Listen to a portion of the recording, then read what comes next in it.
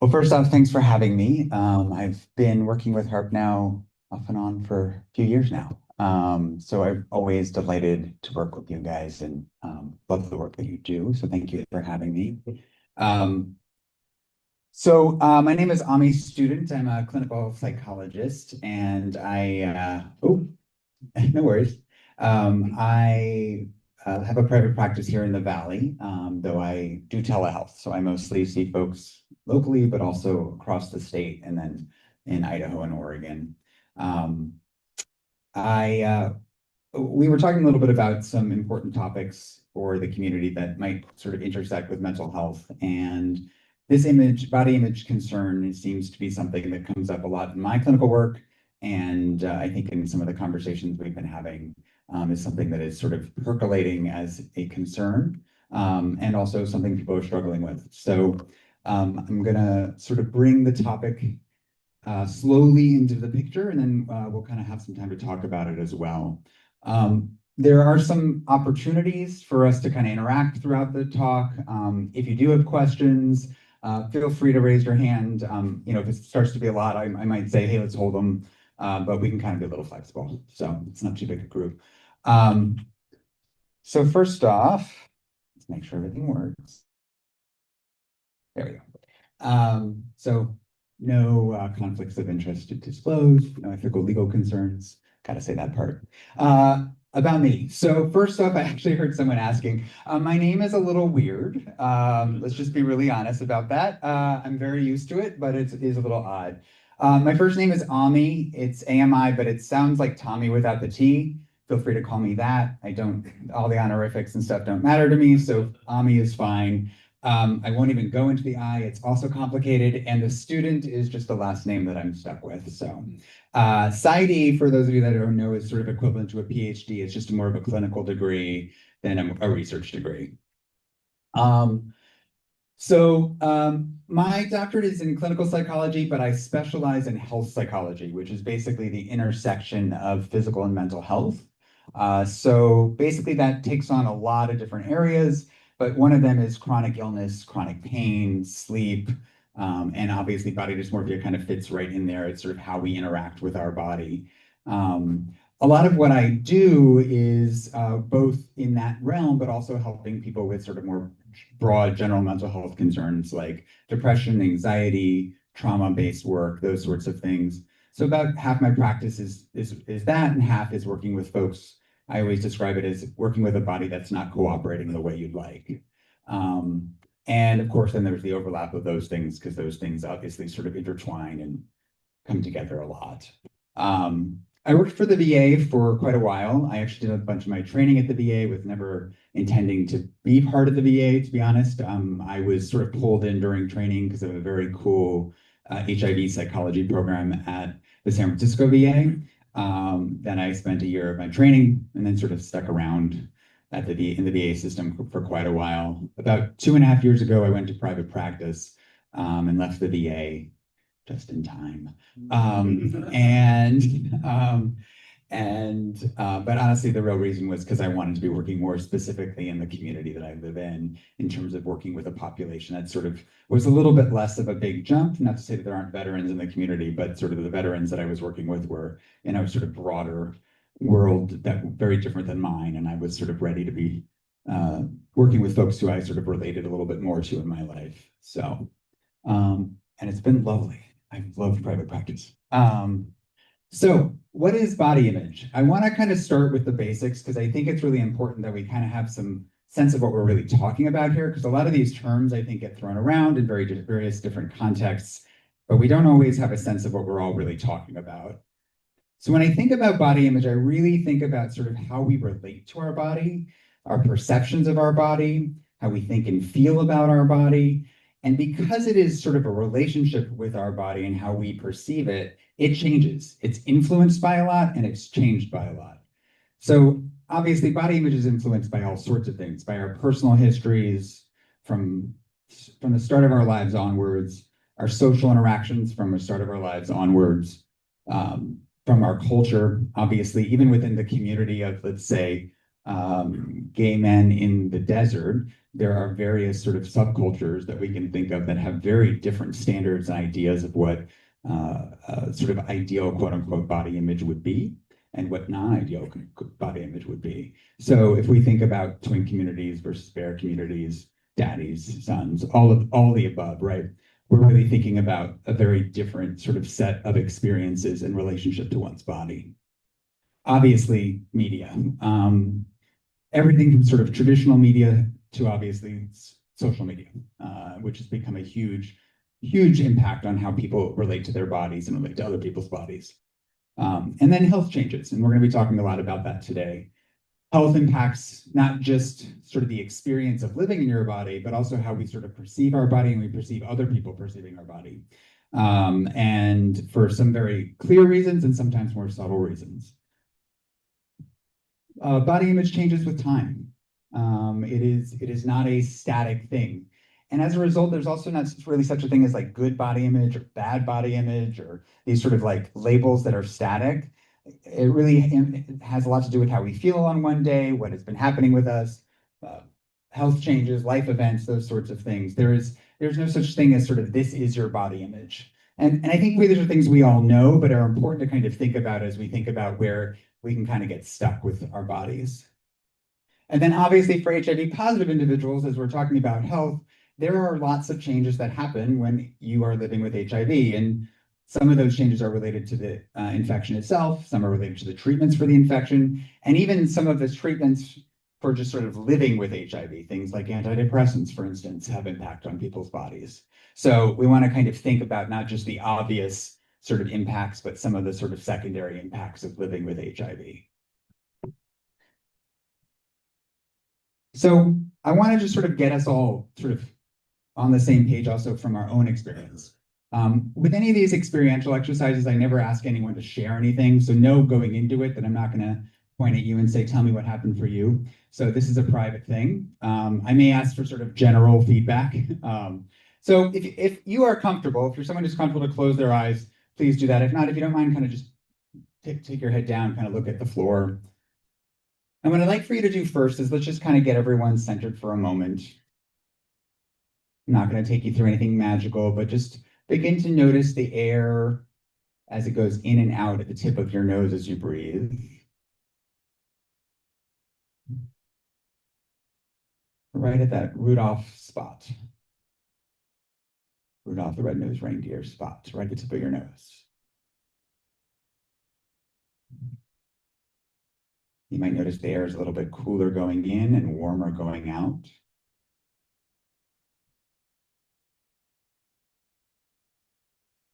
And then just take that attention, just like a spotlight from your nose down now to the bottom of your feet.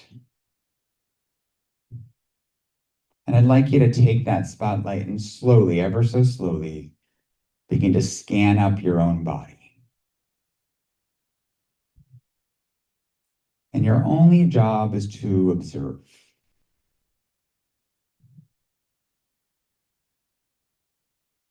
And as you scan up your body, begin to notice if your spotlight lingers certain places or avoids certain places.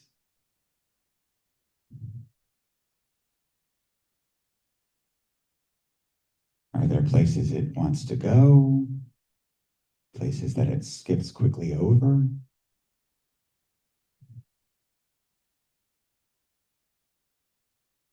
Notice if there's any emotions or thoughts that show up as you attend to certain parts of your body.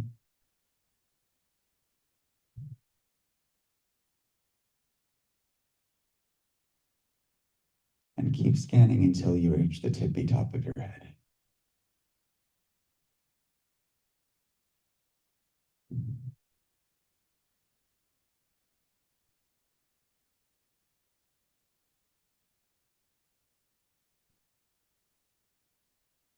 Once you've reached the tip of your head at your own pace, go ahead and just open up your eyes, bring your head back up.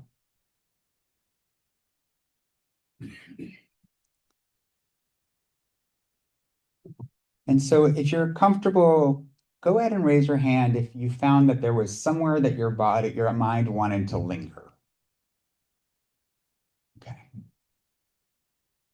And now raise your hand if there was somewhere your mind didn't want to linger, wanted to skip over, wanted to move quickly past. Okay, a few more. Raise your hand if you had any judgments or thoughts or concerns or worries about any body parts. Great, a few more. And any emotional relationships to any body parts. To you there too. Okay. So through all of that, we've hit a lot of the folks in the room. This is body image, right? This is literally how you relate to your body.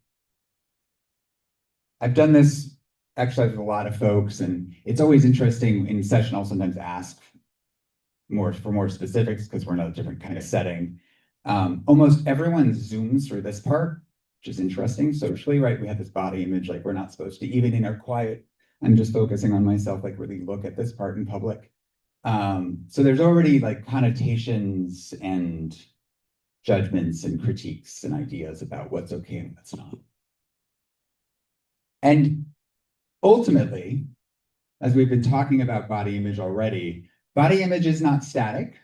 And then as a result, sort of the challenges of body image are also not all or nothing. So when we think about negative body image, we think about body image on a spectrum. In fact, we think about all body image on a spectrum, and this is really only about half the spectrum. But I want to make sure when we're talking about sort of body image challenges that we're thinking about this as a range of things. So we come from a place of some parts of your body or some days or some experiences may be more neutral. And then there are periods of time or parts of your body where you may feel a little self-conscious.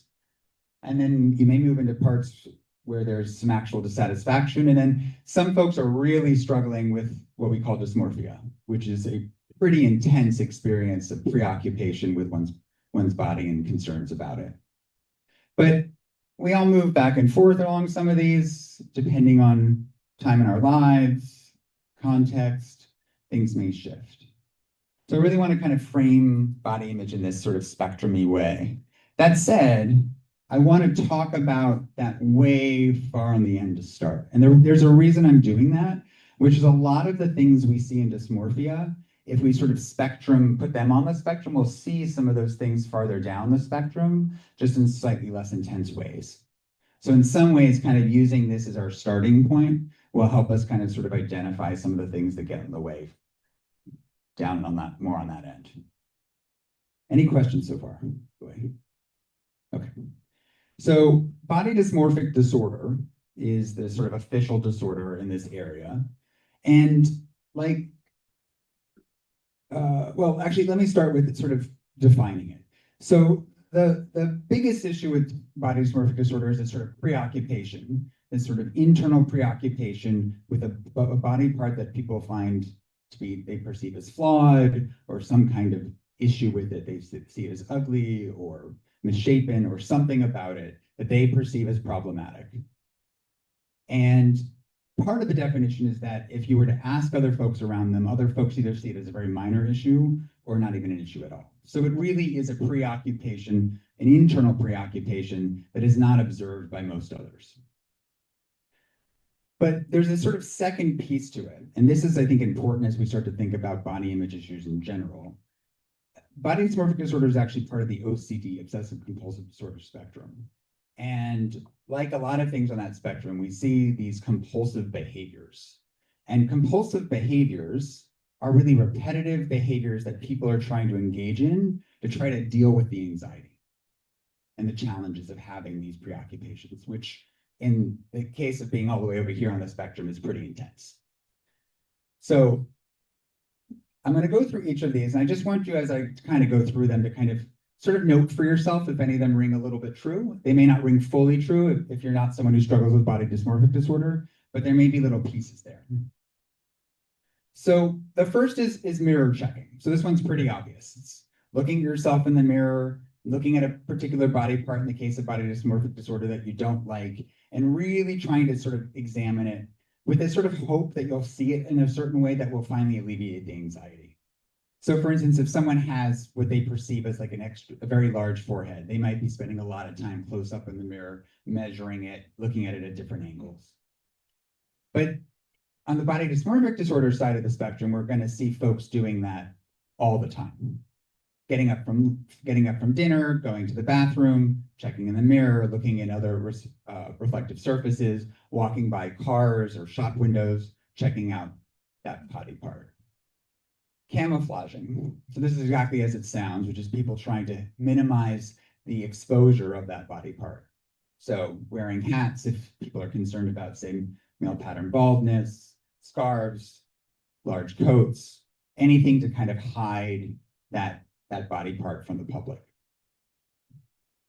Excessive grooming. So this one can look a few different ways, but often is an effort to either camouflage. So for instance, for folks who have sort of that forehead concern, they may be very meticulous about where their hair sits, sort of in a more extreme sort of way. We may also see folks trying to sort of work around the body part by sort of excessive amounts of grooming to ensure that everything around it looks okay, to try to kind of minimize people focusing on that body part. Picking and touching. So this is kind of like if you've ever had a cut or some kind of injury and you keep touching it. Has anyone ever had that experience where you just kind of keep checking to see if it's there almost? Like, why is it, maybe it's gone now. Maybe I don't have to worry about this thing. It's that same sort of urge is there. So you'll see people actually literally touching the body part over and over again, kind of, again, trying to assure themselves, maybe it's not so bad.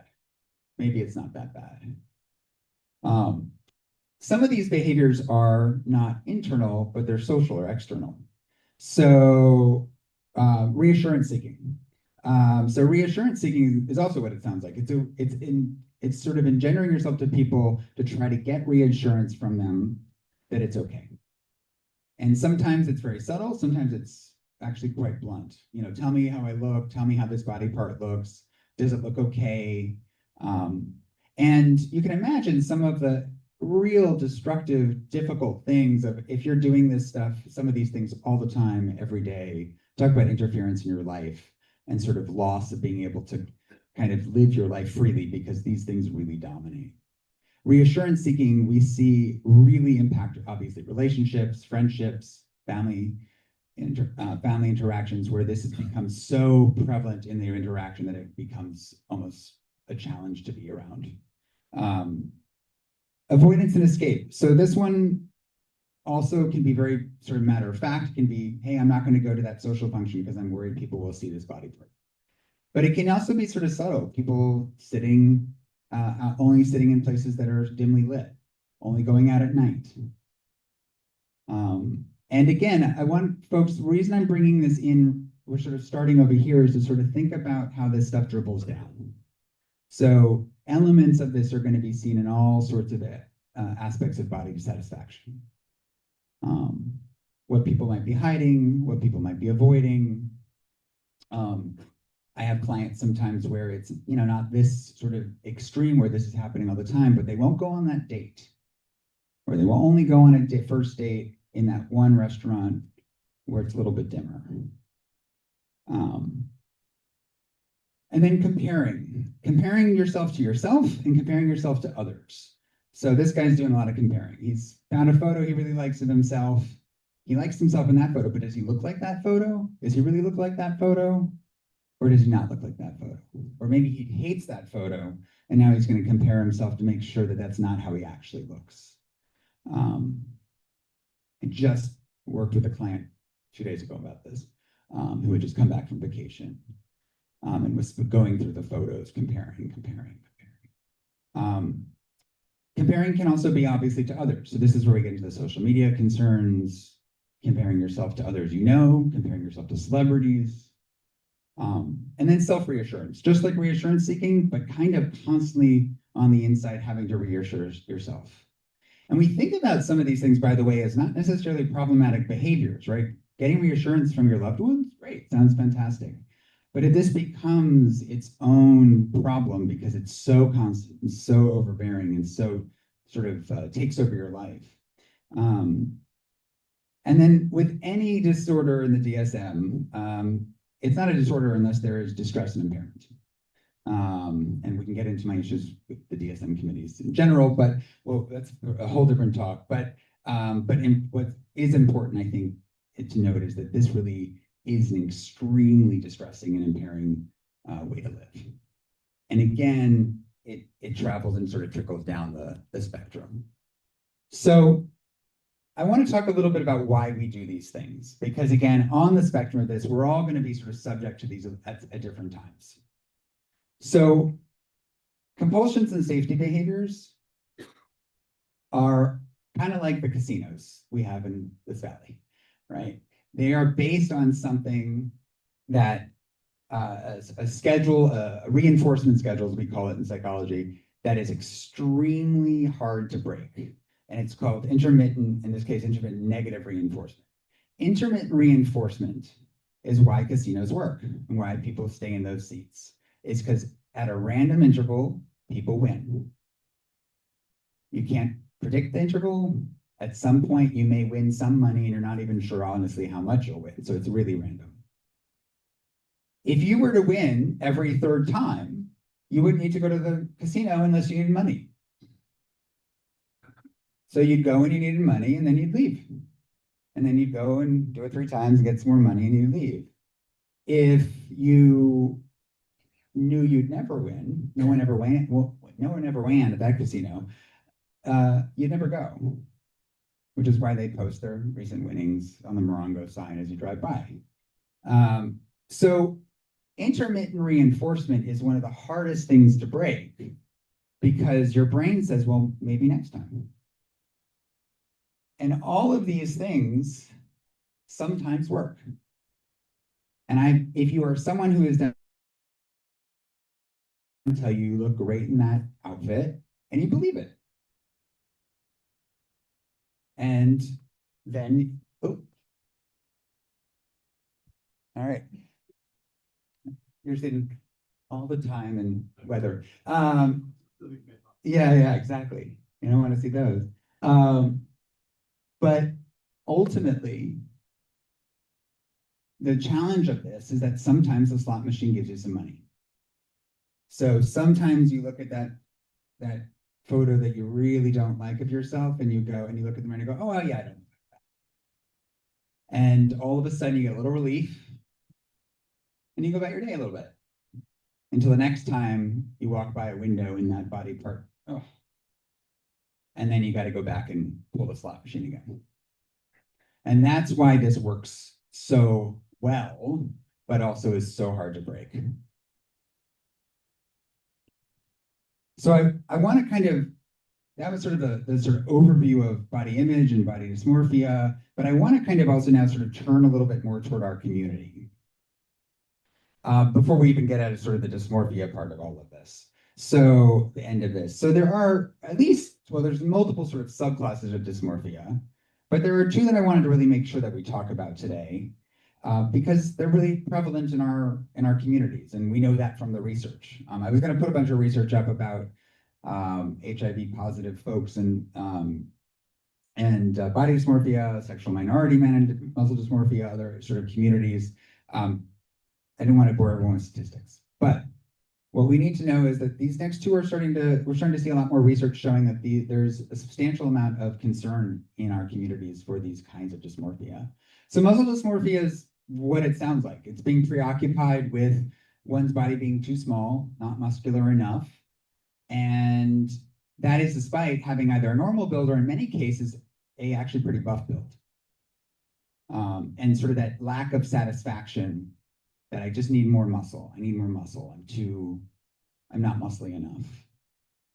And then the other one that we see, and actually I should first say, we're going to talk a little bit about HIV in particular and some of the specifics around living with HIV and dysmorphia, but I do also want to know that there's some historical sort of lineage to show that a lot of the sort of muscle-based body image concerns really started to get quite big in the 80s. And a lot of that was sort of this idea of also sort of the mix of the HIV stigma, right? Which is this idea that if you look big and muscly, then you don't look sick. And sort of what that has sort of then spiraled into for some folks. And then genital dysmorphia, which is actually something I see a lot of. in my practice as I've started to ask more about it, to be honest. So this is individuals with either penile dysmorphia, if they have a penis, preoccupied with either the shape of their penis or the size of their penis, and feeling like it's not up to whatever kind of expectations they have.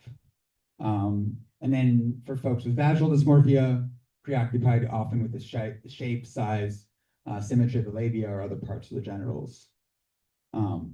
So another area where we begin to see some overlap and some concern, because we know for folks who've been living with HIV that there's a lot of stigma around sex already, for instance, and especially in our community. And then if you add to that concerns about how you present to someone naked, and how you feel about how you present, that can have a huge impact on one's well-being. Let alone, by the way, if we combine these two.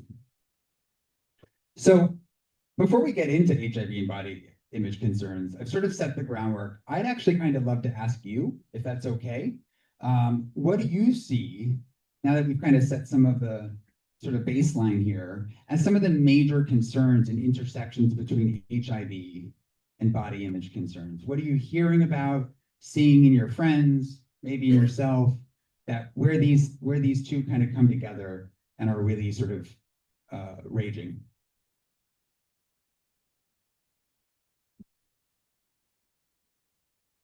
Well, the first issues that came into mind, I remember when I was diagnosed about 22 years ago, a lot about, what is it called, the dystrophy, the developing, but a lot about developing the mass of the stomach. Yep. And just recently, I started developing those feelings, those concerns. Oh, my stomach, I can get rid of. And about the visceral fat and whatnot, so how can you get rid of it? There's a clip that came out the last few years. I was not paying attention to those things. So I noticed that I was not alone. There were still other people also concerned about gaining weight because of the medication, side effects, and so forth. But a lot of the weight that you can get rid of are in the tummy. Absolutely, absolutely. So weight, what I'm hearing is both weight gain, but also weight distribution. Is both of those are having an impact on you, it sounds like, and I appreciate you sort of sharing that personal piece, but also seeing it more in the community as well. Okay, thank you. Anyone else? Where do people hear their friends talking about their bodies? What subjects are they talking about? Well, I was going to say early on in the 80s and 90s, before we had effective medication, people were really concerned about being skinny. Being skinny, yeah. Yep. And having the look. KS, of course, was another marker. And so a lot of concern. Absolutely. So both the dermatological piece, having some kind of visual markers, and then also sort of looking skinny, which often I think sort of reflected sort of looking sick. Absolutely. And then that morphed into you can't have enough muscle. Right. And then it's people who were, and I'm one of them, who were very sick and very skinny, got prescribed things like anabolic steroids and growth hormone, then packed on the muscle and then kept packing. I was 225 pounds at the point of muscle. I realized that looks nice, but it's a little bit too much to maintain. Yeah, absolutely. And then then comes this whole sort of maintenance piece too, because even if you get where you want to be, then how do you live to maintain that? Absolutely. So I was just curious because I had been making this slide and I was sort of thinking a little bit about kind of what people's personal experiences are, but it is always interesting. And I honestly have been sort of polling my clients too, the last few weeks as I've been making this. And first off, I just want to note how high, this is the one statistic I did want to make sure we saw. PLWH is just people living with HIV. Almost 75% across numbers of studies reflect a sense of body dissatisfaction. Now, this doesn't meet body dysmorphia diagnosis, but if we think about that spectrum, sort of self-consciousness, dissatisfaction, body dysmorphia. So we're talking higher levels of dissatisfaction. Women more than men, and we think that that's because of general societal expectations around women's bodies, but men are still quite high. The most common variable that relates to body dissatisfaction is lipodystrophy. So to your point about sort of weight distribution. And then we did the other big ones are weight changes, people feeling underweight or overweight. And again, that's subjective. Also mobility difficulties. So this is where we get into that sort of intersection with disability. So one area where body dissatisfaction can show up is, and this sort of goes to that idea of sort of thin equaling sick, but also what about issues with, say, mobility or needing a mobility assistance device? All of a sudden, how that interacts with how you perceive or you perceive others perceiving your body. Dermatological and skin conditions. Again, it's interesting because if I note these things, almost all of these things are not just about sort of body, sort of like expectations of beauty. They're also about sort of the obvious signs of historically of illness. So there is some writing to show that in the HIV community that there's sort of this mixture of HIV stigma interacting with body dysmorphia, this sort of internalized stigma piece. We certainly see a relationship with increased depression and anxiety in folks with HIV who are experiencing body dissatisfaction. What's also interesting is increased sexual risk. Now, I have to put a caveat here, which is the literature has not caught up to what sexual risk is. I don't know if you guys are finding this, but it's driving me nuts. Because sexual risk historically, especially among men having sex with men, was whether you used a condom or not.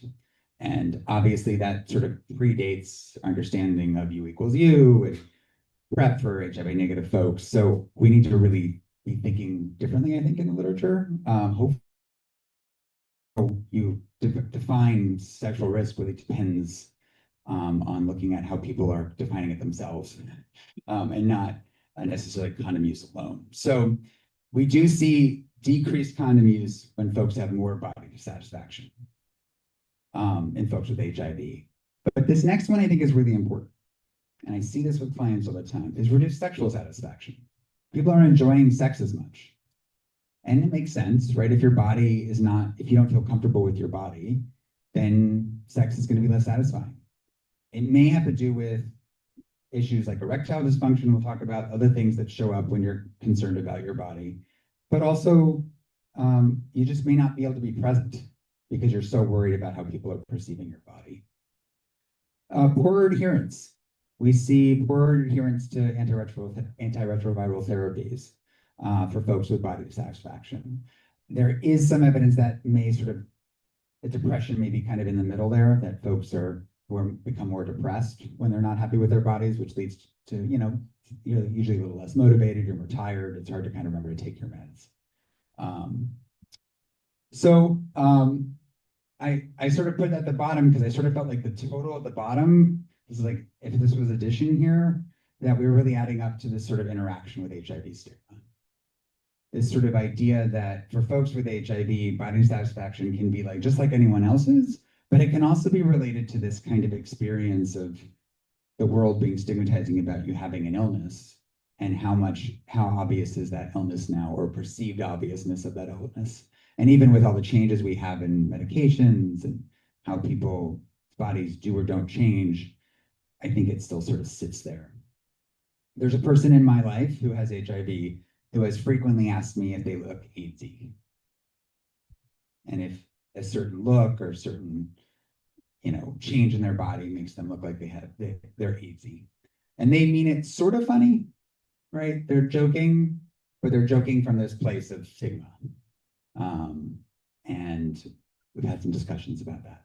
I'm curious if there's anything, now that you see the list of kind of what the literature shows, but and what my clients were talking about, is there anything that we're missing? Age related. Age related. Say a little bit more.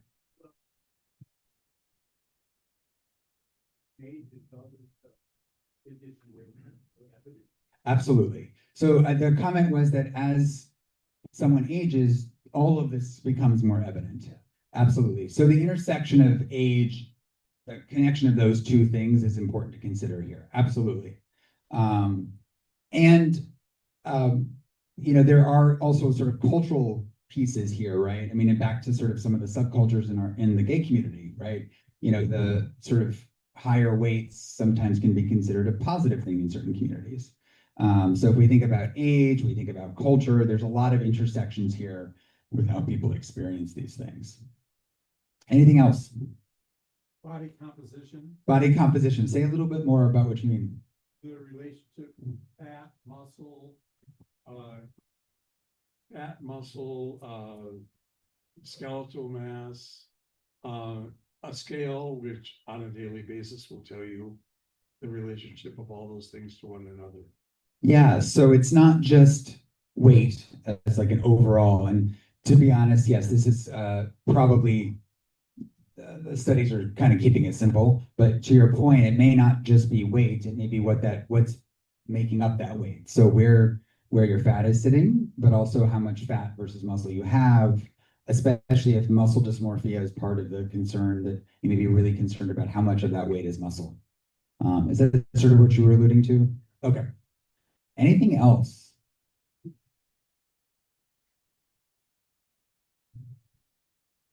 Sorry, guys. I can just repeat it. So I also, it says intersecting there. Whatever. It says intersecting psychological concerns. That's okay. Okay. All right. Yes. Okay. There are things I wanted to make sure we were thinking about here, because almost all of these things are things that people with HIV experience. And are actually, we have seen increased rates of almost all of these things in folks with HIV. And these are also things that really interact with body dysmorphia and body image issues. So obviously there's a big hole in this talk because we haven't talked about eating disorders at all, or eating behavior. People address how they feel about their body. There's a reason I'm doing that, mostly because that is a whole talk, and I wanted to just make sure that we had some focus here, but I didn't want to ignore it. Obviously, how one feels about one's body has a huge impact on how one ends up eating or not eating. So I also put in there that sort of overly strict diets. I think we see a lot of that in our community too, and kind of this sort of right on the edge of really restricting what we eat. Social anxiety. So social anxiety traditionally doesn't have to do with one's body. It just has to do with feeling that people are really scrutinizing you. But of course, if you feel worried about how people are seeing your body or a part of your body, social anxiety is going to be part of that. And often there's a lot of overlap. Sexual dysfunction. We started talking about genital dysmorphia, and of course, it's not surprising then that we would see a lot of sexual dysfunction in the context of that. So erectile dysfunction, premature ejaculation, I suspect that a lot of folks are getting these things treated without anyone ever asking them how they feel about their penis or whatever genitals they have and their relationship to it. Which, even to ask that, like out here on the stage, right, seems like that's an odd question for a doctor to ask. How do you feel about your penis? But at the same time, maybe that's the problem, right? So we, as a psychologist, I get to ask those things. That's the nice part, is I get to say, hey, what's your relationship to this part of the body? What does it bring up anxiety when people see it? But I just want to be thoughtful about sort of, we just looked at sort of sexual enjoyment. So we see a lot of that as well. Jeff already mentioned steroid use. I think that's another one we want to kind of be thinking about. Obviously, there are reasons why people take anabolic steroids that sometimes are important. There is also, just like any other substance, a point at which it becomes problematic for folks. And there's certainly a relationship between muscle dysmorphia and anabolic steroid use that becomes problematic because it's never enough. Just like checking the mirror is never enough, taking the drug is never enough. I put this one in the middle because I think it's really important. There's a higher risk for folks with body dysmorphia and body dissatisfaction of suicidal ideation. This is real stuff. I'm a psychologist, so I'm biased, and I see a lot of this in my clinic, but also this stuff is real. This stuff is hard. If you have a part of your body that you're really dissatisfied with, it can be really hard to live your life. and we can sort of sometimes minimize it. Oh, it's just, you're just worried about this, or you're just worried about your weight, but people, for some people, the stuff is really intense. Compulsive exercising, another concern that we see, especially with muscle dysmorphia, this sort of unending exercising where folks will sort of end up hurting themselves. Sometimes you see folks with a lot of injuries. We talked about depression. I just wanted to put gender dysphoria up here because I recently had a client who I was seeing for body dysmorphia issues, and it turned out after some exploration that they were experiencing a lot of gender dysphoria, that they were actually becoming aware of the fact that they may actually, some of their concerns about their body were more about their gender identity than a dissatisfaction with, or seeing it as a flaw from a perception of how people might see it, that it actually was more about it didn't match with their identity. So we had to kind of just be careful about that. So I just want to be thoughtful about that. There is some data to show, though, that, for instance, transgender men who have transitioned, who feel comfortable with their gender identity in their body, there's still a high rate of body dissatisfaction in terms of seeing certain parts as not liked by other people or flawed. So I think the rate is like 20% for transgender men of sort of body dissatisfaction after transition unrelated to the gender identity. So this hits everyone.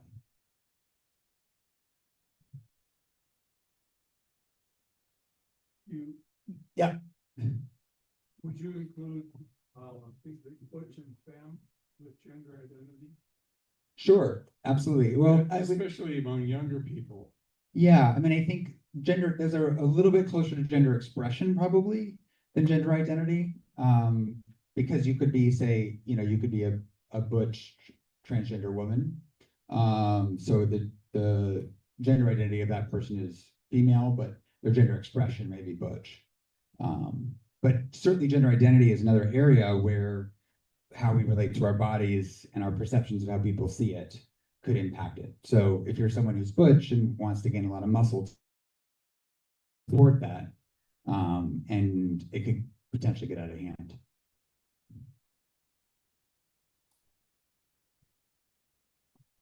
So we've been talking a lot about bodies and not a lot about emotions.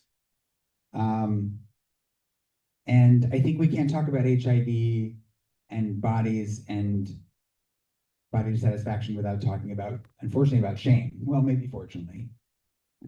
So there's one primary emotion that really shows up when we talk about body dissatisfaction, and that's shame. And I'm going to just start at the bottom, doesn't get us back there, but there's nothing like HIV stigma to cause shame. And so it's not surprising, that's sort of what I was talking about, sort of this intersection of HIV stigma and body dissatisfaction that show up, that shame is a big part of this work. So I actually recently went to a workshop on shame, and I've done a lot of work on shame in my professional life, and they had a really interesting sort of framework for it, which is they kept saying shame is like death. And they made this sort of connection, which I thought I wanted to share today because I think it was just really helpful, which is when you look at shame in the animal kingdom, shame basically means you are experiencing a sense of rejection or a fear that you are being rejected or have been rejected, will be rejected, are going to be rejected. And if you are, say, in a group of apes, and you are experiencing the emotion shame that you have been rejected, that literally means that you have lost access to survival resources. You've lost access to food. You've lost access to shelter. You've lost access to the safety of the group. You're going to get picked off. So when we look at shame, it's one of the emotions that connects directly to the fight or flight system. It hits the system hard. People react with an extreme response because shame is like death. It's dangerous. If you experience shame, you're experiencing the feeling of being outside the group, not accepted by the group, no longer belonging to the group. And as a result, it feels like you could die. And if you've experienced shame because of your, let's say, male pattern baldness, right? You're losing your hair and you start to feel shame about it. It's the same shame. It feels for people like they are going to die. And it's scary. And people feel shame at different degrees, different levels. But what's interesting about shame is that it's an emotion also that really develops early and has sort of a through line. I always describe shame as kind of like the spotlight changes, like what the shame spotlight is on changes through your life, but it's still the shame spotlight. So we see shame developing in kids who have experienced abuse and adults who had experienced abuse and neglect. When people are kids, they frequently internalize those kinds of traumas, those kinds of abuses, and blame themselves. And they feel that they have done something wrong because they don't really understand that adults who are supposed to be good at things and the best at things could hurt them. So they assume that they've done something wrong and they feel shame. People who grow up in environments that are highly critical, maybe critical even in a good way, that they were really pushed to succeed. But there's this sense that if I make one mistake or something is wrong with me, all will fall apart. And I will feel ashamed. Bullying. Now, here's where we get into some of our perhaps shared experiences. I don't want to make any assumptions. But when you are someone who is of a population that is not necessarily going to be accepted by the majority, and you are at school, let's start early. What you experience when you're bullied or teased is you feel shame. You feel that you've been rejected by the group.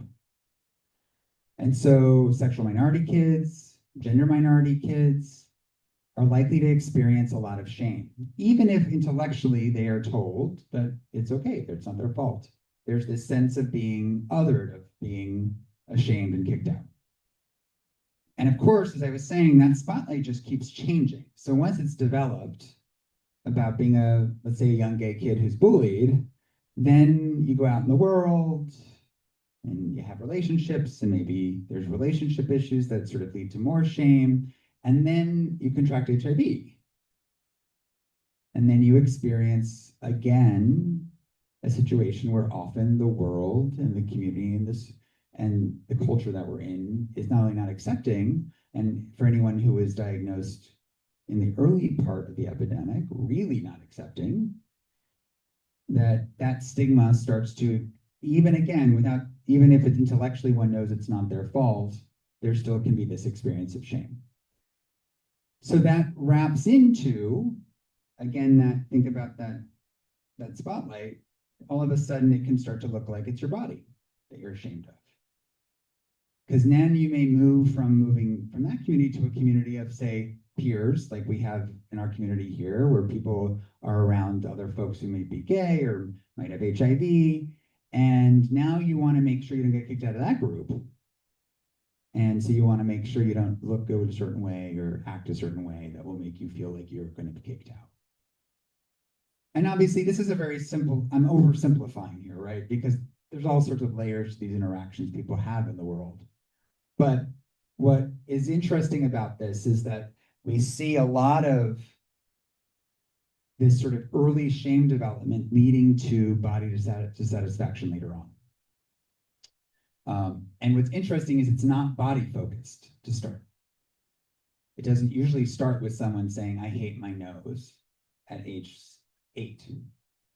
It starts with shame and then develops over time.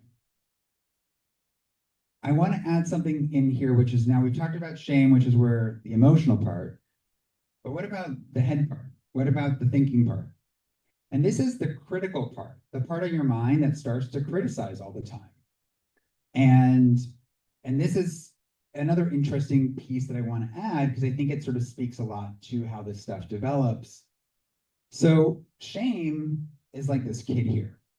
Shame is what you feel when you're worried about being excluded. Self-criticism actually comes in initially to try to save you from shame. So if you're being bullied at school because your voice is too high, like mine was, or too high, or you're standing like this all the time, like I was, your mind starts to say, don't act like that. Make sure your hand's like this. Don't be a sissy. Your mind starts to be critical in an effort to stop you from feeling shame and other people excluding you. It's trying its best to help you out. It's just, unfortunately, of course, what happens. And so I think about shame often as this kid, and all these security guards come in to like try to protect shame. And of course, what happens is this kid starts to feel like, oh, what are you all doing here? What have I done wrong? And so in their effort to protect this kid, they actually make the kid feel more ashamed. So it's this endless loop. So this is why self-criticism, highly self-critical people, as it's called in literature, sort of this develops from shame. It starts as a way to protect you, and then it just moves and moves. And the self-criticism also, that spotlight just keeps moving. And for folks who are experiencing this, it may move from how they walk and talk and act to how they look. Any questions with that? Okay. So what do we do about this? So I want to start with the sort of most obvious one. And this one gets left out all the time, by the way. It's really interesting. You look in literature, like how to treat body dissatisfaction, and there's like nothing about cosmetic surgery. But you can go to cosmetic surgery literature. So cosmetic surgery is interesting. And we live in a valley where it's ever present, right? I mean, there is not a billboard you go by without advertisements for cosmetic surgery. And it's, I don't know if anyone has this on my social media feeds. It's like I come into Palm Springs and it's like all of a sudden it's like all I get. So there are higher rates in folks who are trying to seek some kind of cosmetic procedure. There are very high rates of folks who actually qualify for a diagnosis of body dysmorphic disorder. 12.3%, which is pretty high of any sort of specific population coming in for a procedure. In some settings, mostly cosmetic dermatology settings, as high as 20% actually qualify as all the way over here on that end of the spectrum. The problem is that folks, the more they over on this spectrum, what we see is more rates of dissatisfaction with the procedure. And either dissatisfaction with the procedure, repeat surgeries, not being okay with it, needing more to refine, or they just find a new part of their body to focus on and become preoccupied with. And now remember, this is really in the more extreme cases. This is body dysmorphia disorder. This is for folks who have a diagnosis. So actually, in the guidelines, cosmetic procedures are contraindicated, or basically, we shouldn't be providing them for folks as a treatment for body dysmorphic disorder. It doesn't solve the problem. It doesn't mean people shouldn't get them. It's just not a way to solve this problem. What is helpful is psychiatric and psychological treatments. What's interesting is there's almost no literature on cosmetic procedures for folks with general body dissatisfaction. Doesn't exist. In fact, satisfaction after most cosmetic procedures is only in the literature for about 6 months. There's very little longitudinal data. So beyond 6 months, we don't know how people do. We know that people tend to feel better about that body part after the surgery. We know for some procedures that after about 6 months, they still feel better about it. We do not know what happens as people age. We don't know. So this idea is very interesting. I looked for a lot of literature on fillers and things that folks with HIV use a lot more, and I could not find stuff. Again, there's literature on the procedures. There's not literature on satisfaction in any kind of sort of actually measured way. There's sometimes right after the procedure satisfaction and like follow-up, but nothing beyond. I don't know if anyone in here has had or knows folks who have had procedures of any kind to sort of address any of their concerns. Anecdotally, my clients, about 50-50, find it successful. Those that have it, sometimes it helps, sometimes it doesn't. So I'm not, because we're kind of low on time, I'm not going to kind of dive too much into this next part. I'll sort of skim through it. But basically, there are two major treatments for this kind of concern in therapy. There's what's called cognitive behavioral therapy and acceptance and commitment therapy. Both are evidence-based, And they both work a little bit differently. One is really about trying to get you to think differently about your body and feel differently about your body. And the other one says it's really hard to think and feel differently about our body, but what we can do is not let that get in the way of us living our lives well. And so it's a little bit of a different approach, but they both have pretty good support. I do a little bit of a mix with folks, honestly. What I think is important to consider is that these are the treatments that we do know that work for people when they have body image concerns. What's also interesting is these are both treatments that are also evidence-based for HIV stigma concerns. So if we want to combine the two and really think of those two as a shared concern, these are the treatments that we would think about. And I'm just going to leave us, I'm sort of skimming because of time here on the end, but I want to sort of leave with this one last piece. And this is just a sort of difference between the two treatments. In a lot of our sort of, I don't know, self-help out there, the aim is for people when they don't like their body is for them to have more self-esteem about their body, be more confident about their body. And we have found in general that that doesn't work. This whole sort of body positivity framework, people need to feel really confident about their body, need to feel like you should, kind of the you go girl approach, right? Like you look great. And there's a reason for this. So this is the first column here. So self-esteem, aiming for better self-esteem is judging yourself positively, feeling good enough by being special or above average. You are so hot in that outfit. Your nose looks great after that surgery. Why it's good. It does make people feel more confident, capable, and worthy in the short term. It can help with things like depression, anxiety, suicidality. The problem is that too much of it is a bad thing. We know, we watch every day in the news, people who have too much self-esteem. Narcissism, bullying, social comparisons, aggression. And even worse, it's really fragile. It just takes one poke and it falls apart. It just takes a partner or a lover saying, oh, when you pull down your pants, that maybe wasn't even meant to be negative. It takes one weird look that you interpret a certain way and it's gone. Because your thoughts and feelings about your body don't just change because you want them to. Which is why I lean into a different kind of treatment that has better research. So self-compassion is a different thing. And this is where I want to leave us today. By the way, self-compassion has great research on HIV stigma too. So self-compassion is about being kind and understanding to yourself, especially when you struggle or feel inadequate. It's like having a really, really good friend who cares about you no matter what, even when you feel terrible. But it's doing that for yourself and developing that skill and that facility.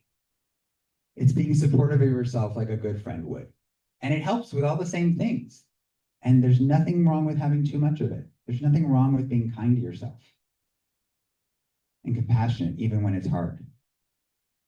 And it's stable. It doesn't require you to keep getting more of it as self-esteem does. Self-esteem requires you to always be told the right thing to feel good and better about yourself over and over and over again.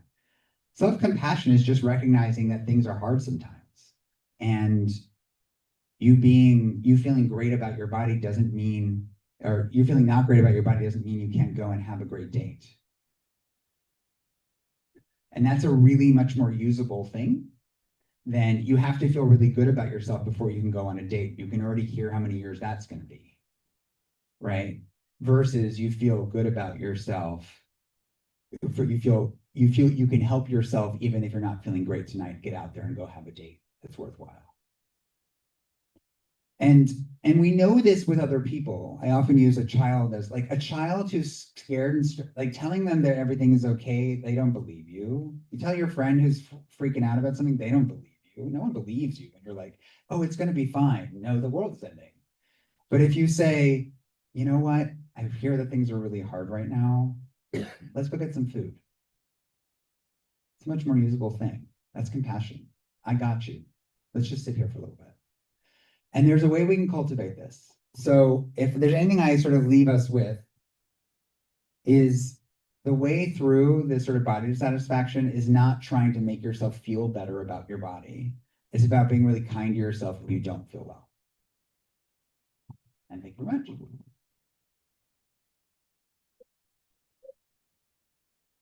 So much questions for Dr. Student.